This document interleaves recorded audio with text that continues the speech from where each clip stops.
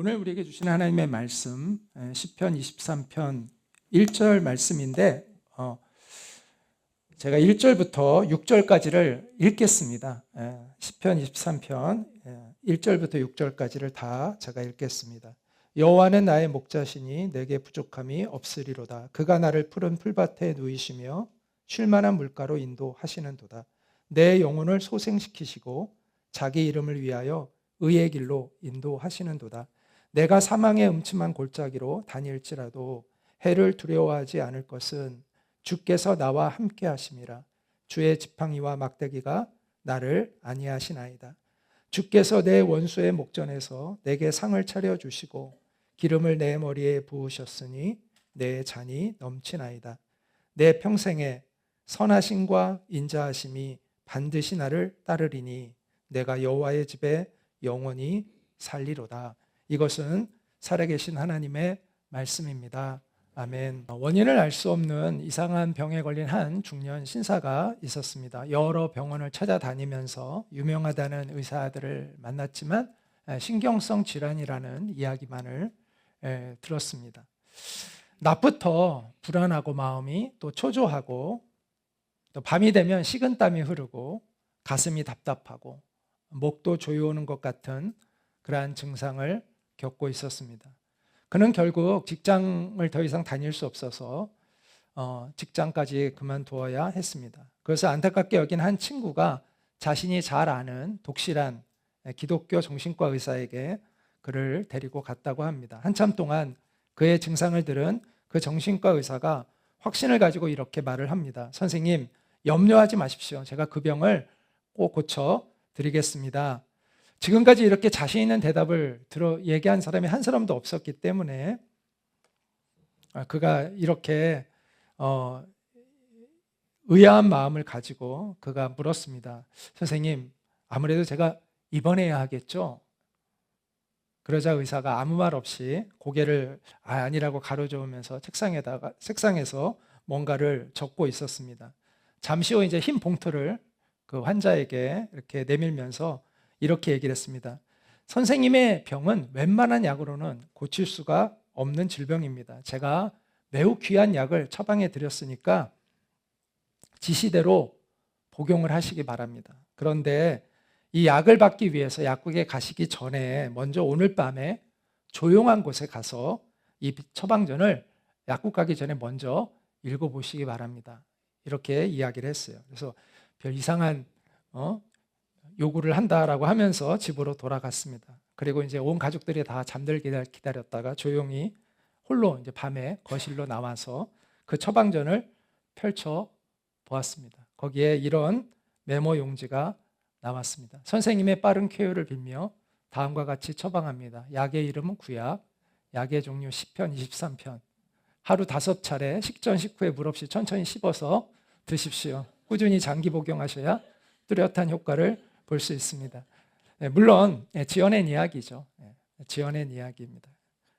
그러나 근거가 전혀 없는 그렇게 지어낸 이야기는 아닙니다. 왜냐하면 수많은 사람들이 이와 비슷한 처방을 통해서 실제로 효과를 보고 있기 때문입니다. 여러분 가운데 불안과 초조, 두려움, 염려가 있는 분이 있습니까? 깊은 단잠을 이루지 못하고 불안함 때문에 불면증에 시달리는 분이 있습니까? 짜증이 나고 신경질이 자주 나고는 그런 분이 있습니까? 한번 이 처방전대로 한번 해보시기 바랍니다. 오늘 설교를 들으시고 시편 23편을 장기 복용하시면 뚜렷한 효과를 보실 수 있을 것입니다. 시편 23편은 누가 쓴 시죠? 다윗이 쓴 시입니다. 다윗은 하나님을 나의 목자라고 이렇게 표현을 했습니다. 다윗의 본 직업이 뭐죠? 양을 치는 목자예요. 그래서 다윗은 목자가 얼마나 중요한지를 누구보다도 잘 알고 있는 사람이에요. 그런 그가 여호와는 나의 선한 목자시니 내가 부족함이 없으리로다라는 이 고백은 하나님에 대한 그의 긍지와 자부심, 신뢰가 담겨 있는 표현입니다. 양의 운명은 누구의 손에 달려 있냐면 목자의 손에 전적으로 달려 있습니다. 왜냐하면 양은 자기를 보호할 어떤 능력도 없어요. 염소는 뿔이라도 있잖아요. 양은요, 자기를 보호할 어떤 무기도 없어요. 뭐 이빨이 뭐 날카로운 것도 아니고 뭐 뿔이 있는 것도 아니고 뭐 힘이 센 것도 아니고 자기를 보호할 것이 아무것도 없는 게 양입니다. 그래서 양의 운명은 전적으로 목자의 손에 달려 있습니다. 어떤 목자들은 그들의 양을 돌보는 것에 있어서 성실하고 헌신적입니다. 이런 목자를 선한 목자라고 이야기를 합니다. 그 선한 목자에 의해서 길러지는 양들은 건강하게 잘 자랍니다. 그러나 반대로 어떤 목자들은요, 매우 게으르고 난폭합니다. 이런 목자를 성경은 뭐라고 얘기하냐면 삭군이라고 얘기합니다. 삭군 목자라고 이야기를 합니다. 이런 삭군 목자를 둔 양들은 굶주리고 뼈가 앙상해지고 쇠약하고 기생충에게 감염이 됩니다. 그리고 맹수의 먹잇감이 됩니다. 다윗은 누구보다도 이걸 잘 알고 있는 사람이에요. 양의 운명이 목자에게 달려있다는 걸 너무나 잘 알고 있는 사람이에요. 그럼 그가 여호와는 나의 선한 목자이시니 내가 부족함이 없으리로다라고 고백하고 있다는 것을 우리가 알아야 합니다. 다윗은요, 파란만장한 삶을 살았습니다. 수없이 전쟁터에 나갔고 수많은 죽음의 위험을 겪었던 사람입니다. 왕의 시기를 받아서 쫓겨다녀야 했고 심지어 그 목숨을 살리기 위해서 자기가 미친 척하고 다른 나라에 가서 자기가 미친 척하고 살아야 했던 그러한 기구한 그러한 삶을 살기도 했습니다. 놀랍게도 왕이 되었지만 나중에 또 말년에 자기의 아들로부터 배신을 당해서 쫓겨다니는 또 그러한 아주 큰 위기를 겪기도 했습니다. 이 다윗의 시편 23편은 그 다윗의 말년에 다윗이 그 인생의 많은 굴곡을 거친 이후에 쓴 시로 흔히 이렇게 정확한 시기는 알 수 없지만 흔히 그렇게들 이야기를 합니다. 그 다윗이 그런 파란만장한 인생을 살았던 다윗이 여호와는 나의 목자시니 내가 부족함이 없으리로다라고 고백했던 이 고백은 평안한 환경이었기 때문에 하는 고백이 아니다라는 것입니다. 고난과 시련의 그 어려움 속에서 그 인생을 산 속에서 그가 하는 고백입니다. 그의 상황은 녹록지 않았지만 그의 내면 깊은 곳에는 외부가 흔들 수 없는 그 평안함이, 안식이, 기쁨이 있었다라는 것이죠. 오늘날 우리 현대인들의 내면은 불안으로 가득해 있습니다. 사람들이 돈을 많이 벌어서 자기가 누리고 싶은 것을 다 누리면 만족하게 살 거라는 착각을 합니다. 일단 돈 벌기가 어렵습니다. 내가 원하는 그 만족함을 누리는 돈 벌기가 일단 어렵습니다. 또 돈을 많이 번다 하더라도 실제로 만족을 못 느낍니다. 내 영혼의 만족함을 누리지 못합니다.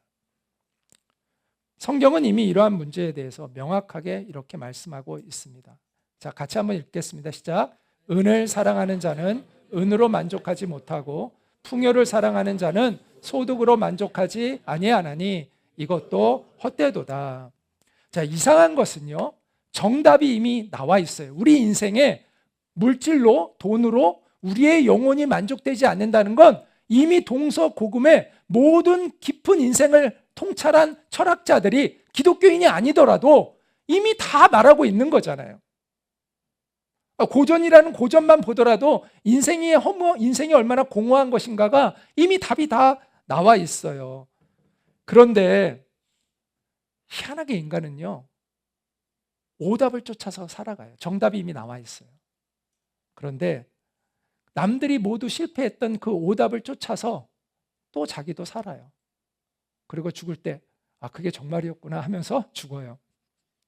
이상하죠? 참 이상하지 않습니까? 그런 모습이요, 양들과 비슷해요. 자, 양들은요, 지독한 근실해요. 지독한 근실. 그래서 앞에 있는 양이요, 이 앞에 절벽을 떨어지잖아요. 지독한 근시니까 절벽을 잘 모르고 떨어질 수 있잖아요. 그럼 그 뒤에 있는 양들도 다 떨어진대. 왜냐하면 앞에 있는 양의 꽁무니만 쫓아보고 가거든요. 다 절벽에 떨어지는 거예요. 그리고 양들은요, 또 특징이 뭔지 아세요? 자기가 매번 가는 길만 가요.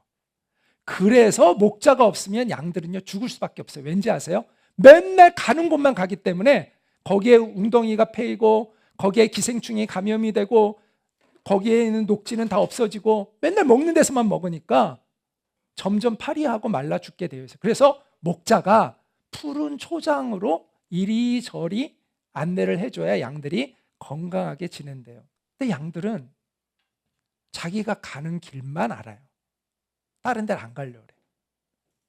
이게 마치 실패한 인생을 쫓아서 또 나도 그렇게 계속해서 살아가는 우리 인간의 모습이 이러한 어리석은 양의 모습과도 닮아 있지 않은가라는 생각을 하게 됩니다. 자, 그러면 도대체 우리의 영혼의 만족은 어디에서 오는 것일까? 그것은 바로 나보다 크신 하나님의 사랑을 경험하는 것에서 우리의 영혼은 만족되는 것입니다. 하나님의 그 사랑을 알지 못하면 우리가 아무리 황금으로 내가 도배하고 온갖 쾌락을 쫓아 발버둥 쳐도 우리의 영혼은 만족함이 없습니다. 왜냐하면 인간 자체가 그렇게 창조되었기 때문입니다. 하나님으로 만족될 수 있는 존재로 우리가 창조되었기 때문입니다. 하나님이 만물보다, 물질보다 우리를 훨씬 더 귀하게 창조하셨어요. 우리 스스로 물질의 노예로 살아서 그렇지 하나님은 물질보다 우리 일을 더 가치 있게 여기고 창조하셨어요. 그리고 만물은 하나님이 우리에게 뭐하러 주신 거예요? 다스리도록 주신 거예요. 돈을 다스리도록, 권력을 다스리도록 주신 거예요. 그것이 나를 지배하게 주신 것이 아니에요. 그것보다 우리가 훨씬 더 가치 있는 존재라는 것이죠. 근데 우리는 그것을 잃어버리고 물질의 노예로 살아가려고 해요. 거기에는 만족함이 없습니다. 인간은 만물보다 더 크고 소중하게 창조되어진 그러한 존재입니다. 전도서 1장 7절에 이런 말씀이 있습니다. 같이 한번 읽어볼까요? 모든 강물은 다 바다로 흐르되 바다를 채우지 못하며.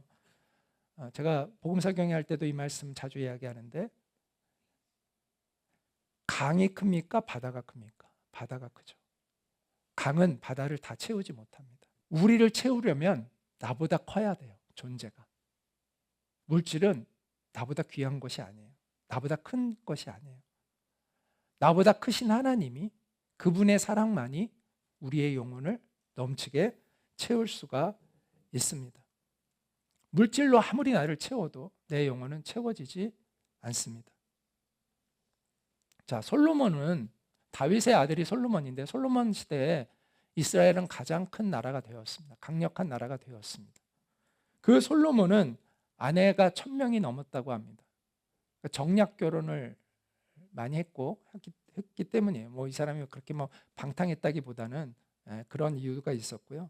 또 황금이 가득했고, 지혜가 놀라워서 여러 다른 나라 왕들이 그에게 와서 자문을 구할 정도로 지혜로 유명한 왕이었습니다. 부, 명예, 권력을 다 누렸던 사람입니다. 그런데 이 사람이 뭐라고 고백하냐면, 헛되고 헛되며 헛되고 헛되니 모든 것이 헛되도다. 답이 남은 거예요. 우리 인생은 부와 명예와 권력으로 내 영혼은 만족되지 않는다는 게 이미 성경에도 이렇게 결론이 나와 있고, 동서고금의 고전에도 이미 결론이 나와 있습니다. 물론 동서고금의 다른 고전에는 그럼 이 빈 것을 어떻게 채울 수 있느냐는 알려주고 있지 않지만, 그건 성경만이 알려주는 거죠. 그렇지만 인생이 하나님 없이 우리 인간이라는 존재가 얼마나 공허한 존재인가에 대한 결론은 이미 나와 있다라는 거죠. 우리 인생이라는 것이. 근데 복음이 뭐냐? 뭐가 복음이냐? 놀라운 이야기가 뭐냐? 그런데 하나님이 우리를 이렇게 물질보다 귀한 존재로 여기고 계시다는 것이, 이게 기쁜 소식이에요. 이게 복음이에요. 하나님이 우리를 너무나 소중하게 여기신다라는 것이 이게 놀라운 이야기고 이것이 복음이라는 거예요. 이 복음을 알지 못하면 우리의 인생은 공허한 인생이다라는 거죠. 비참한 인생이라는 것이죠. 그리고 하나님만이 내 영혼을 가득 채우실 수 있습니다. 그래서 하나님의 사랑을 깊이 경험한 사람은요, 가난해도 행복하다고 얘기합니다. 그 복음성경회 때 양승훈 선교사님이 나는 행복한 사람입니다라고 할 때 그 말이 진실로 느껴지세요? 거짓으로 느껴지세요? 진실로 느껴지잖아요. 그래서 사회자분도 오셔가지고 되게 감동해가지고 선교사님이 나는 행복한 사람입니다라는 그 말이 너무 감동이 됐다고. 저도 당당하게 이제 사람들 앞에서 내가 행복한 사람입니다라고 고백을 해야 되겠다고 하면서 되게 감동을 받더라고요. 우리가 하나님의 사랑을 느끼면 가난해도 또 어려움이 많아도 우리는 진정한 행복을 느낄 수 있습니다. 만족을 느낄 수가 있습니다. 근데 재미있는 게 뭔지 아세요? 하나님의 사랑을 깊이 경험한 사람들은 다들 이렇게 얘기를 해요. 하나님이 저를 세상에서 제일 사랑하시는 것 같아요.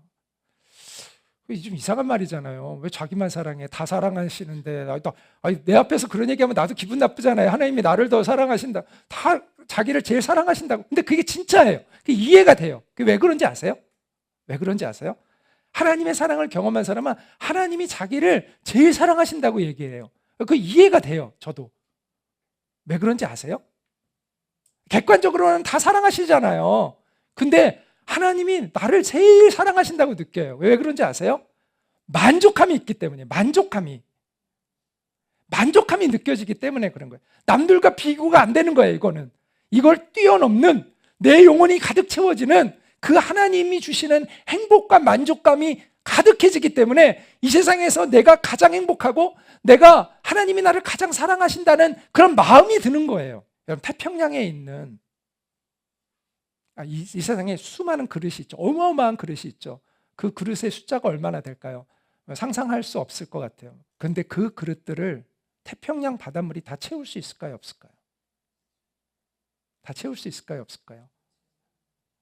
채우지 않겠어요?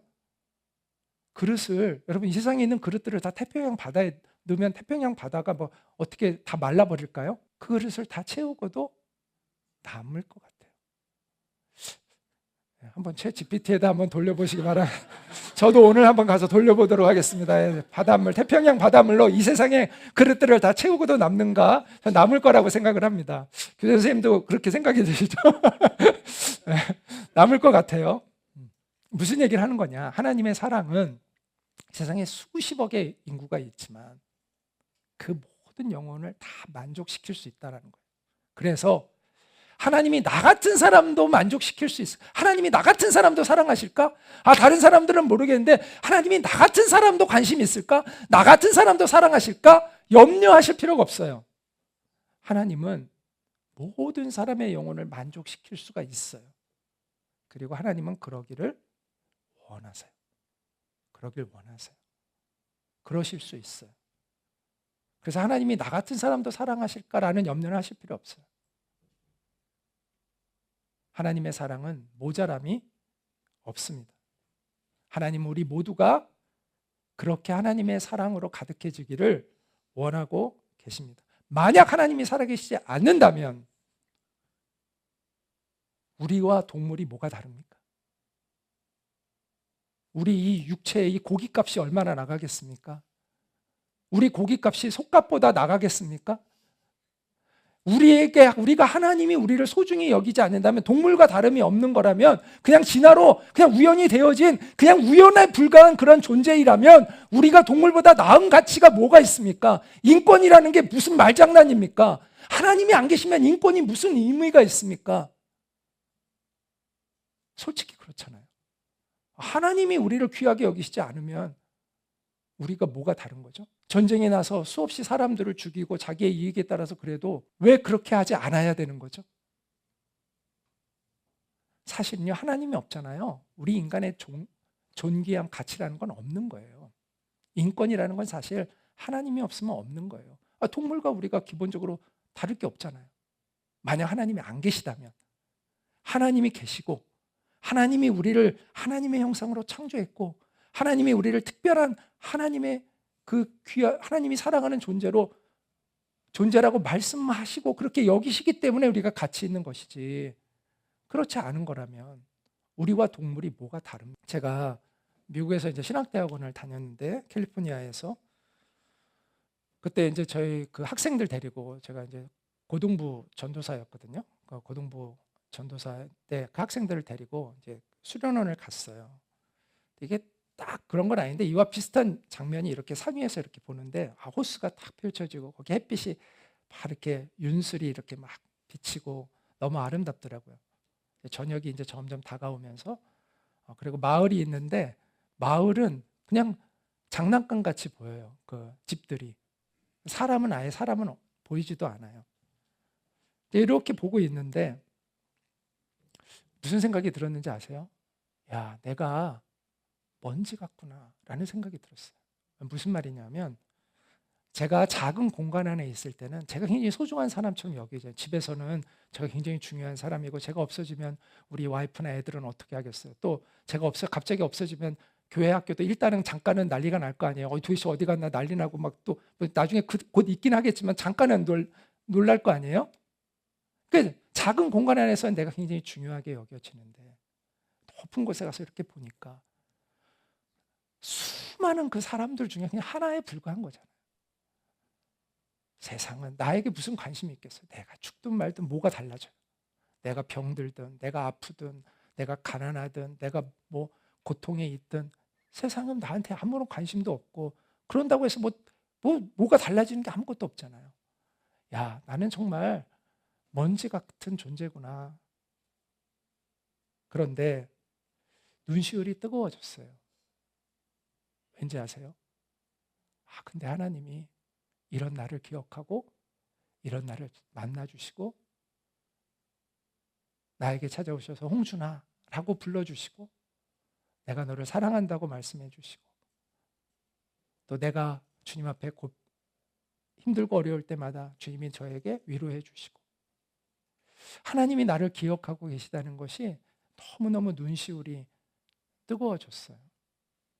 그래서 제가 속으로 이렇게 그 밑에서 바라보면서 기도했던 그 생각이 납니다. 그때 시편 8편 4절의 말씀이 기억이 나더라고요. 내가 무엇이기에 주께서 나를 생각하시며 내가 무엇이기에 주께서 나를 돌보시나이까 라는 이 고백이 절로 나왔습니다. 어떤 장로님이 주일 전날 늦게까지 사극 드라마를 열심히 보았다고 합니다. 다음 주일날 이제 예배 때 이 장로님이 대표 기도를 하는데 이렇게 기도를 시작했습니다. 하나님, 성은이 만곡하옵나이다. 웃기는 표현이잖아요. 근데 하도 사극을 많이 봐가지고 성은이 만곡하옵나이다 이런 건. 근데 틀린 말은 아니잖아요. 성은이 만극하잖아요. 하나님의 은혜가 너무나 만극하잖아요. 하나님이 뭐가 아쉬워서 우리를 기억하고 사랑하시는지 도무지 이해가 안 됩니다. 근데 분명한 것은 하나님은 우리를 사랑하신다는 것이죠. 우리를 위해서 모든 것을 내어주실 정도로 희생하실 정도로 우리를 사랑하신다는 것입니다. 십자가는 그 사랑을 우리에게 보여줍니다. 제가 중학교 때 처음 간 날, 제가 교회를 처음 간 날, 중학교 때, 중학교 이제 1학년에서 2학년 올라갈 때였거든요. 그 십자가를 딱 바라보는데 이상한 평안이 제 마음속에 이렇게 막 몰려오더라고요.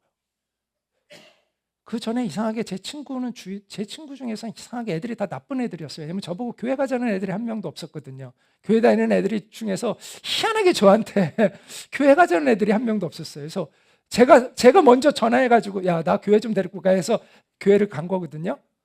저랑 그렇게 막 교회에 대해서 저는 이제 교회에 대해서 되게 비판적이고 맨날 비판하고는 말싸움만 했지 나보고 교회 가자고 하지는 또 않았어요. 누가 십자가에 대해서 설명해 준 적도 없어요, 저한테. 제가 뭐 처음 갔는데 교회 갔는데 십자가를 제가 무슨 어렸을 때부터 교회 다닌 사람도 아니고 아무에게도 십자가에 대한 이야기를 들은 적이 없어요. 근데 희한하게 십자가를 보는데 마음에 이상한 평안이 쫙 오더라고요. 그래서 제가 그날부터 이제 예수님을 믿게 됐거든요. 특별한 경험이죠. 교회 간 첫날 하나님을 만났다는 거는 되게 특별한 경험이더라고요. 나중에 알고 봤더니. 그래서 제가 10명의 친구들을 전도했거든요. 왜냐하면 저처럼 교회만 한 번 가면 다들 뒤집어질 줄 알았어요. 근데 아무도 안 뒤집어지더라고요. 다들 안 나온대요. 그래서 한 몇 명까지는 제가 얘네들이 문제가 있다고 생각했어요. 얘네들 이상한 애들이구나. 이렇게 좋은데 왜 모를까. 근데 나중에는 내가 좀 특별한 케이스구나 좀 이해가 됐어요. 어쨌든 그런 은혜를 경험을 했어요. 근데 나중에 왜 내가 마음에 그 평안이 왔는지를 나중에 알게 됐죠. 그 십자가가 어떤 의미였는지, 그 십자가가 왜 내 마음속에 평안이 되었는지, 왜 그 십자가가 내 영혼에 안식을 주었는지를 알게 되었어요. 네가 죽는 걸 보느니 차라리 내가 죽겠다라는 그 주님의 사랑이 그 십자가 안에 담겨 있었던 것이죠. 예수님이 이렇게 말씀하셨잖아요. 같이 읽어볼까요? 나는 선한 목자라. 선한 목자는 양들을 위하여 목숨을 버리거니와. 그 십자가에 달리신 주님이 나의 선한 목자이심을 내가 그때는 몰랐지만 내 영혼이 그거를 느꼈던 것 같아요. 우리는 살기 위해서 태어났습니다. 그러나 예수님은 태어날 때부터 우리를 위해 죽기 위해서 태어나셨습니다. 우리의 죄를 대신해서 하나님과 우리의 멀어진 관계를 다시 회복시키기 위해서 예수님은 처음부터 죽기 위해서 이 땅에 태어나셨습니다. 그래서 십자가는 우리를 향한 하나님의 피 묻은 사랑입니다. 저는 이렇게 표현을 많이 합니다. 십자가는 우리를 향한 하나님의 피 묻은, 피가 묻어 있는 하나님의 사랑의 증거입니다. 십자가를 의지하지 않고 우리는 누구도 하나님 앞에 당당히 설 수 없습니다.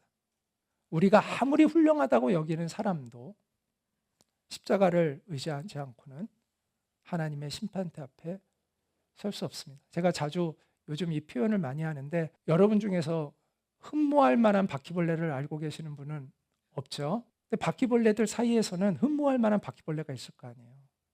굉장히 사랑이 많아 보이고 희생적이고 인격도 훌륭하고 이런 바퀴벌레가 있을 수 있잖아요.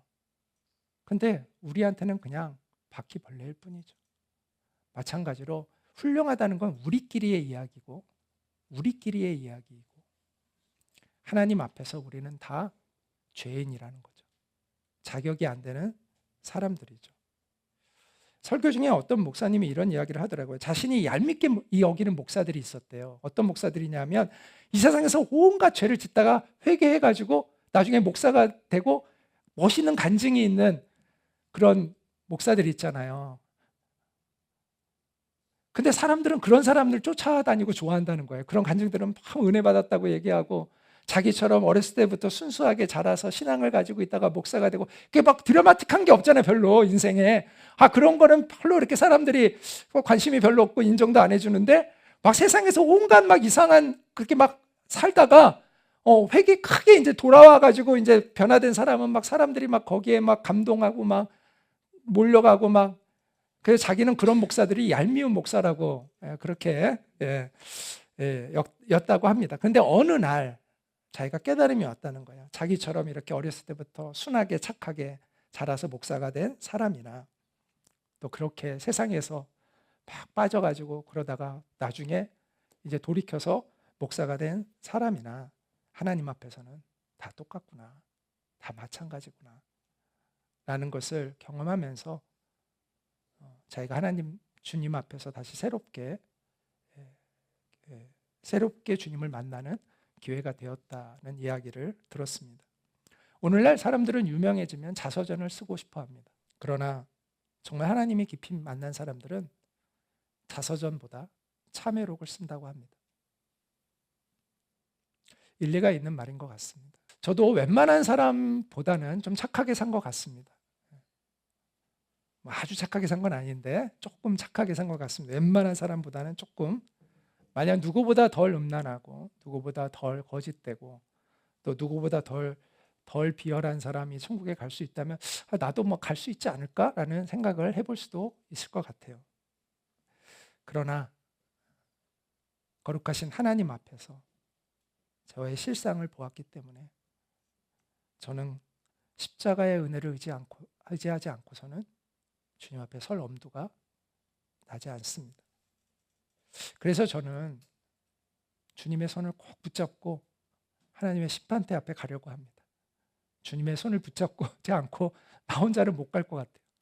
주님의 손을 꼭 붙잡고 주님의 심판대 앞에 가려고 합니다. 여러분은 어떻습니까? 여러분은 예수님의 그 십자가의 은혜 없이 하나님 앞에 설 자신이 있습니까? 만약 그렇게 여긴다면 감히 저는 이렇게 말하고 싶습니다. 그것은 아직 하나님 앞에서 자기의 실상을 보지 못했기 때문입니다. 아까도 이야기했지만 우리 자체만 보면은요, 귀한 존재가 아닙니다. 먼지와도 같고요. 세상에 뭐 다른 것과 더 우리가 가치 있다고 여겨질 만한 것이 아닙니다. 그러나 하나님이 우리를 소중히 여기시기 때문에 주님께서 우리를 목숨을 다해 우리를 구원하실 만큼 우리를 사랑하시기 때문에 우리가 귀한 존재인 것을 알아야 합니다. 오늘날 하나님을 잃어버린 휴머니스트들, 인본주의자들, 하나님 없이 인본주의를 외치는 사람들, 하나님 없이 인간은 소중하다를 외치는 사람들의 문제가 이것입니다. 사실 그 공허한 말입니다. 그들은 인간 스스로가 가치가 있다고 이야기를 합니다. 그런데 하나님이 안 계시면, 하나님이 우리를 소중히 여기시지 않으면 우리가 정말 가치 있는 것일까요? 우리가 스스로를 높여서는 하나님을 만날 수 없습니다. 우리가 정말 하나님을 만나려면 하나님의 피 묻은 사랑 안에서 우리의 가치를 볼 수 있어야 합니다. 어떤 것의 가치는요, 미리 정해져 있는 것이 아닙니다. 주인이 결정하는 거예요. 자, 제가 예를 한번 들어볼게요. 저에게 10억짜리 고급 승용차가 있어요. 10억짜리예요. 고급 승용차가 있어요. 근데 제가 이 고급 승용차보다 내 아버지가 나에게 사주었던 그 아버지와의 추억이 있는 오래된 자전거가 있어요. 그 자전거 중에 무엇이 더 가치 있는가를 결정하는 건 저에게 달린 것입니다. 세상 사람들은 10억짜리 고급 승용차가 가치 있다고 당연히 여기죠. 그러나 저는 그 10억짜리가 없어져도 속상해하지 않는데 또 사면 되니까. 내가 부자예요. 그럼 또 사면 되지. 근데 부자가 아니어도 앞으로 돈 벌어서 사면 되지 라고 할 수 있는데, 아버지가 나에게 남겨준 그 자전거는 없어지면 안 되는 거거든요. 그거는 저에게는 더 소중한 가치인 것이죠. 제가 말씀드린 게 뭔지 아세요? 가치는 누가 결정하느냐? 주인이 결정한다는 거예요. 주인이 그것을 가치 있게 여기면 가치 있는 것이고, 그 주인이 아무리 다른 사람이 그것이 가치 있다고 여겨도 주인이 가치 없다고 여기면 가치가 없어지는 거예요. 그 가치의 결정은 누가 하냐? 주인이 하는 거예요. 우리의 가치는 누가 결정하냐? 하나님이 하신다는 거예요. 창조주 하나님. 근데 놀랍게도 하나님께서 저와 여러분을 귀하게 여기신다는 거예요. 이게 복음이에요. 지난 복음 상영 때 이경호 그 교수님이 그 상품과 작품의 차이에 대한 이야기 했잖아요. 상품과 작품. 우리가 마트에 가면 상품들이 쫙 진열되어 있잖아요. 근데 그거는 우리가 물건을 그냥 또 사면 되는 거고, 그거 없어졌다고 그렇게 막 속상해하지 않잖아요. 그런데 작품은 고유한 거잖아요. 작품이 손상되면 그건 어디서 대체할 수가 없는 거잖아요. 하나님은 우리를 상품이 아닌 작품으로 만드셨다. 그 내용 참 좋더라고요. 하나님이 우리를 작품으로 여기신다는 거예요. 대체할 수 없는. 우리 한 사람 한 사람들이 대체할 수 없는 하나님이 소중히 여기시는 작품이라는 것이죠. 이게 복음이에요. 이게 하늘로부터 오는 기쁜 소식이에요. 우리에게 알려준 진실, 하늘로부터 오는 기쁜 진실이 뭐냐? 바로 하나님이 우리를 이처럼 소중히 여기신다, 사랑하신다라는 것이죠. 우리가 이 진실을 알게 될 때 우리는 진정한 영혼의 만족이 무엇인지를 알게 됩니다. 십자가에 대해서 성경은 이렇게 말씀합니다. 우리가 아직 죄인 되었을 때, 다시 말해서 우리가 하나님에게 이쁜 존재로 살아가고 있지 않을 때, 하나님을 거역하며 살아가고 있을 때 예수 그리스도께서 우리를 위하여 죽으셨습니다. 그리하여 하나님께서는 우리에 대한 하나님의 사랑을 증명하셨습니다. 누가 우리를 그 그리스도의 사랑에서 끊을 수 있겠습니까? 환난입니까? 공고입니까? 박해입니까? 굶주림입니까? 헐벗음입니까? 위협입니까? 또는 칼입니까?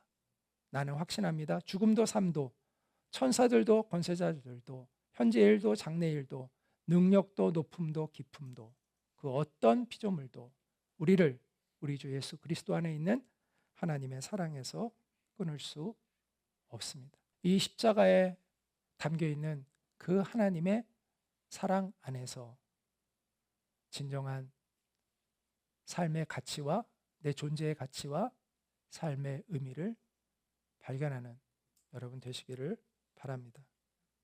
그래서 상황을 초월한 그 영혼의 만족과 기쁨이 우리 안에 있기를 원하고, 또 이 세상을 이길 수 있는, 넉넉히 이길 수 있는 힘과 용기가 우리 안에 있기를 간절히 축원합니다. 네, 우리 같이 잠시 기도하도록 하겠습니다.